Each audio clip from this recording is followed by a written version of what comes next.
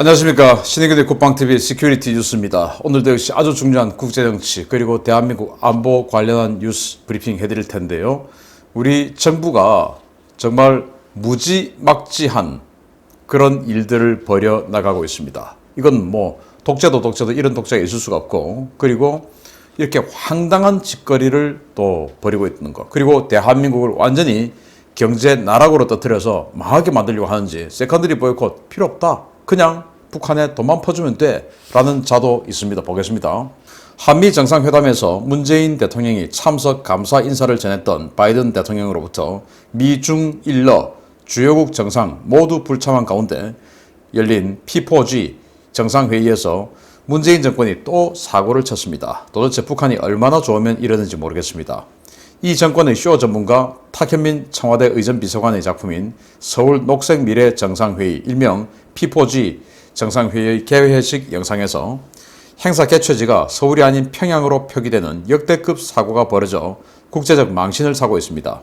지난 30일 서울 동대문 디자인 플라자 DDP에서 화상으로 열린 이번 개회식은 유튜브 등 주요 매체를 통해 전 세계에 생중계됐는데요. 주최 측은 개회식 영상에서 서울 대신 북한 평양의 능라도를 위성으로 줌인, 줌아웃하는 모습을 내보내는 대형 사고를 냈습니다. 이 영상은 광화문과 한강의 스카이라인을 보여주며 시작하더니 이내 한강변이 아닌 북한 대동강변의 능라도를 보여주며 줌아웃하는 구도로 진행됐는데요. 영상을 지켜본 각국 관계자들은 이곳이 능라도 경기장인 것을 알아보고는 경악을 금치 못했던 것으로 전해졌습니다. 행사를 기획한 탁현민은 지난 28일 TBS 김어준의 뉴스공장에 출연해 굉장히 큰 행사다. 우리나라가 여태까지 주관했던 국제회의 중에 가장 많은 국가가 참여한다. 또 우리가 보여줄 수 있는 모든 미래 기술이 다 접목되어 있는 회의로 만들 것이다. 라고 호언장담했는데요. 결국 그가 말한 우리의 미래는 현 정권이 그토록 사랑에 맞지 않는 평양이었습니다. 주최 측은 즉각 제작사의 실수였다고 주장했는데요. 국민들도 황당함을 넘어 분노를 느끼고 있습니다. 네티즌들은 외교적 대참사다. P4G의 P가 평양의 약자였냐 라며 격분했는데요. 사전 영상 검수는 물론 리허설까지 진행했던 이번 개막 영상의 평양 이미지를 제작사의 실수로 몰아가는 청와대. 도대체 국민이 얼마나 웃으면 이런 짓을 하는지 그 뻔뻔함에 치가 떨립니다. 탁현민 정말 가볍기 그지없는 자인데요. 그가 과거에 했던 그 책에서 보면 그의 어떤 그 성인지 감수성 정말 기가 막히죠. 아무튼 그런 자인데, 이 자가 김어준의 뉴스공장에 출연해서 정말 대단한 거다. 우리 모든 이 대한민국 기술 다 보여주고 미래를 보여주겠다 했는데 그 미래는 바로 평양이었습니다. 그래서 지금 어쩌면 이렇게 논란이 되고 있는 이 시간, 이 상황조차도 탁현민이 기획한 이벤트 중의 하나일 수 있습니다. 그는 그냥 범인의 어떤 그 생각을 완전히 다른 곳에서 다른 생각을 하는 사람이기 때문에 지금 이 논란조차도 그래 평양 그렇게 해도 되지 라는 생각을 일으키는데 도움이 될 수 있다라고 판단할 수도 있고, 아니면 그러거나 말거나 대한민국이 모멸감을 느끼고 체면을 잃고 채통을 잃고 하거나 말거나 북한에게, 경애하는 수령님에게 우리의 의지, 우리의 마음, 이 충심, 이걸 표현하면 됐다 라는 것으로 가름했을 수도 있습니다. 그래서 이게 이제 거짓말일 수밖에 없는 게, 일단 청와대는 즉각 외교부에서 한 짓이다. 외교부는 즉각 제작사 외주업체가 했다. 자, 외주업체가 무엇 할 일이 없어서 이런 큰 이벤트를 만든 외주업체가 일부러 능라도 줌인 줌아웃을 하려면 얼마나 힘듭니까? 그걸 하겠습니까? 또 모르죠. 또 이 외주업체조차도 탁현민하고 아주 형님 동생 하면서 골방에서 라면 같이 끓여 먹던 사람이 사장으로 있는 잔지도 알 수는 없습니다. 저는 그 계통의 사람이 아니기 때문에 조사해보면 나오겠죠. 그래서 굳이 일부러 평양을 사진을 끄집어내어서 줌인 줌아웃 한다? 있을 수 없죠. 그리고 그것을 당연히 검수합니다. 외교부에서 검수하겠죠. 이 조직위원회에서 검수하고 다 단계별로 다 검수합니다. 이 공무원 세계가 얼마나 철저한데요. 검수하고 최종적으로 청와대에서 또 검수합니다. 그리고는 리허설까지 하죠. 수많은 공무원들이 지켜보는 가운데 리허설을 하는데 누가 봐도 이거 능라도인지 아닌지 이걸 판별할 수 없다 하더라도 이거 서울 아닌데? 라고 생각하기에는 누가 봐도 딱 서울 아닌데? 능라도 문재인 대통령이 연설했던 바로 능라도 경기장 그걸 지금 보여주면서 그 인민공원 거기서부터 스타트 해가지고 이제 서울을 표현하는 건데 그 말이 안 되는 그런 짓을 한 것이죠. 그래서 이자들의 가슴 속에 조국은 어딘가, 이자들의 가슴 속에 경애하는 최고 지도자 누군가라는 것들을 우리가 한번 알 수 있었는데 전 세계적으로 대한민국의 국격이 무너지거나 말거나 자신의 중심만 표현하면 된다라는 겁니까? 정말 바꿔야 됩니다. 두 번째인데요. 진짜 바꿔야 된다고 하니까 못 바꾸게 하려고 발부둥을 치고 발악을 하고 있습니다. 대선을 앞두고 더불어민주당이 언론을 때려잡기 위한 초법적 태스크포스를 만들어 언론, 국민과의 전면전을 선언했다는 소식입니다. 민주당 내 막말 인사와 강경파들이 대거 포진한 이 TF가 본격적인 언론 통제와 독재와 고속도로의 길을 열기 시작했습니다. 더불어민주당이 대선을 앞두고 미디어 혁신 특별위원회 산하 미디어 언론 상생 태스크포스를 창설하고 당내 극성 친문 강경파 인사인 김영민을 위원장으로 내세워 본격적으로 국민과의 전면전에 들어갔습니다. 민주당은 우리나라 언론은 자율성은 보장됐지만 국민 신뢰에 대한 책임은 못 지고 있다라며 현행법으로는 급변하는 미디어 시장 변화에 대응하고 미디어 산업의 혁신과 성장을 견인하는 데 한계가 있다라며 TF 창설의 변을 대신했습니다. 이들은 이른바 7개 과제를 핵심 과제로 선정했는데요. 최우선 과제인 인터넷 뉴스 포털 혁신을 통해 포털의 뉴스 배치 알고리즘에 정부가 손을 대는 법안을 발의했고, 공영방송 지배구조 개선 과제에서는 MBC와 KBS 등 공영방송에 대한 친정부 인사 낙하산 임명을 제도화하는 초법적 조치를 밀어붙이고 있습니다. 이들은 허위, 조작정보, 징벌적 손해배상자를 도입해서 정부가 설립하는 신문로 위원회를 만들어 이들이 가짜뉴스 여부를 판단하고 가짜뉴스로 판단되면 민형사상 책임을 묻는 위헌적 제도 도입을 명시했습니다.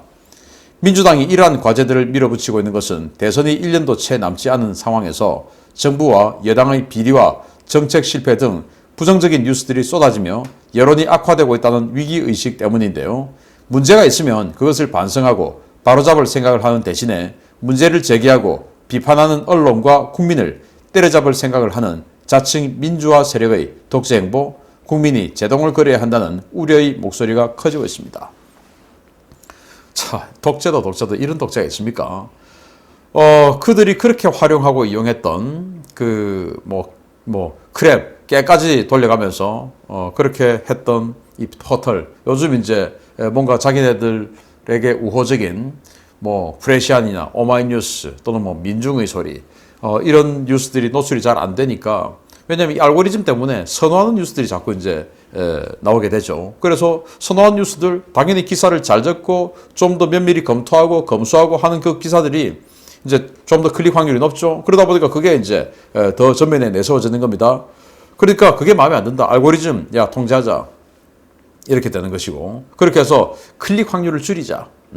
라고 하는 그런 것들. 그렇게 되면 다음이나 네이버 같은 이런 이제 포털 기업들 수익률이 확 떨어질 텐데, 그러거나 말거나 그렇게 하겠다라는 거.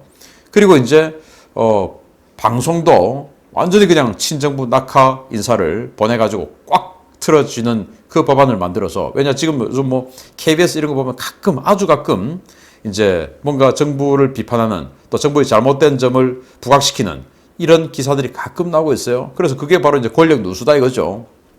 끝까지 쪼아버리는 이런 짓을 하겠다라는 것이고, 자 그리고 이제 이 그 변을 한번 보게 되면은 우리나라 언론은 자율성은 보장됐지만 국민 신뢰에 대한 책임은 못 지고 있다. 이 말은 가짜뉴스 많다는 말이죠. 지네들 시각에서 봤을 때 가짜뉴스가 많다. 그리고 현행법만으로는 급변하는 미디어 시장 변화에 대응하고 미디어 산업의 혁신과 성장을 견인하는 데 한계가 있다. 이 말은 현행법만으로 잘 안 되니까 우리가 ETF 만들어서 다 가짜뉴스 다 때려잡겠다. 그 가짜뉴스는 지네들에게 불리한 거 가짜뉴스다 그거죠. 자 이렇게 해서 표현의 자유를 완전히 억압하는 그런 독재 국가를 만들겠다. 그 표현의 자유 때문에 지금 우리 한국에 대해서 청문회도 열리고 문재인 청문회 한다 하는 거 아니겠습니까? 그런 상황에서도 이렇게 해나가겠다. 대한민국이 어떻게 되든지 말든지. 그러면서 그 가짜뉴스를 판별하는 신문로위원회라는 거를 정부 산하로 만들겠다. 그리고 그건 당연히 이제 정부에서 임명을 하죠. 위원들을. 거기에서 판별하겠다. 그래서 가짜뉴스를 판별되면 징벌적 손해배상 해서 지금보다 3배의 벌금을 먹이고 뭐 그렇게 해나가겠다라는 것인데 과연 이게 21세기 자유민주주의 국가에서 할 수 있는 일이냐, 해서 되는 일이냐. 180석 덕분에 지금 하는 겁니다. 뭐 발의했을 때 또 하겠죠. 180석이니까. 정말 국회의원 선거 너무 많이 남았네요. 큰일 났네요.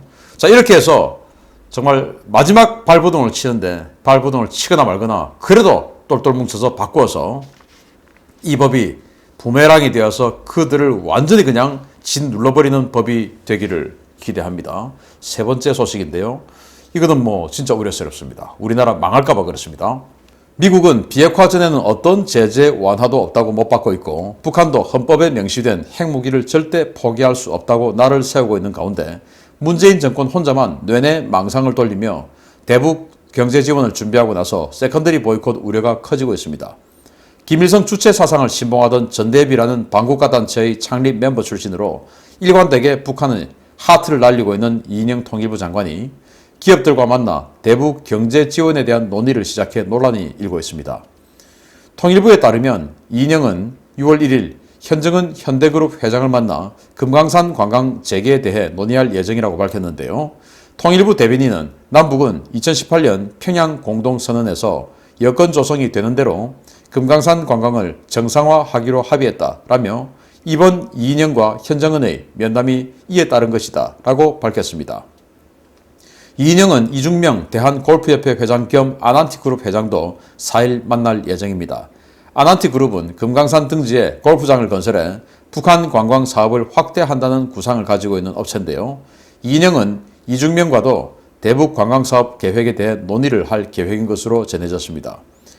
이인영이 기업 관계자들을 만나 대북 경제 지원성 사업인 금강산 관광사업 재개를 논의하는 것은 한미 정상회담 직후 그가 내놓은 상반기 중 정세의 모멘텀 조성 주장에 따른 것인데요. 그는 남북 대화를 위한 연락 채널 복원에 앞서 민간의 교류 협력이 선행되어야 한다는 유엔과 미국 등 국제사회의 대북 제재 기류와 전혀 맞지 않는 주장을 일관되게 내놓고 있습니다. 금강산 관광산업은 김정일, 김정은의 달러박스로 북한 독재 정권의 통치 자금을 조달케 해주는 합법적인 현금 상납 코스로 국제사회로부터 악명이 높았는데요. 우리 국민의 혈세로 녹을 받는 자들이 우리 국민을 세컨더리 보이콧이라는 지옥으로 밀어넣고 북한 독재 정권을 살리려는 이적 행위를 2000년에 이어 또 벌이려 하고 있다는 우려와 비난이 쏟아지고 있습니다. 자, 이자가 이인영이죠. 이인영 전대협 창립 멤버고 초대 회장입니다. 얼마나 대단했겠습니까? 그 시절에. 자, 이인영이 전대협을 창립하면서 회장에 등극하고 의장에 등극하면서 창립사를 했던 그 창립사 중에 일부를 제가 낭독해 드리겠습니다. 이인영이 어떤 자인지 확실하게 알려주는 정체성입니다. 창립사 중에서 38선 이남을 점령군으로 진주해온 양키 침략자는 한국 민중에 대한 도발적인 무력과 허구적 반공 논리로 하나의 조국을 분단케 하고 이후 이남에 이승만 괴뢰 정권을 내세워 민족해방투쟁의 깃발을 갈갈이 찍고자 책동하여 4대 매국 세력을 대미 통치자로 육성시켜왔다. 세계 민중의 철천지 원수 아메리카 침략자의 파쇼적 통치는 한국에서의 모든 악의 근원이 된다. 라고 창립사를 했던 자입니다. 야, 정말 끔찍하죠. 하여튼 이런 자입니다. 이런 자가 지금 통일부 장관 맡아가지고 우리가 미국이 지금 진행하고 있는 세컨더리 보이콧, 좀 미국에 대해서 지금 이런 그 시각을 가지고 있죠. 세계 모든 악의 근원이 미국이다라고 하는 이런 자를 통일부 장관에 앉혀서 세컨더리 보이콧 맞든지 말든지 김정은이 주장하는 남조선이 저렇게 잘 사는 거 저거 자체가 부담이다 라고 김정은이 하니까 남조선을 못 살게 만들어서 수령님께 상납하려고 하는 것이 아니냐.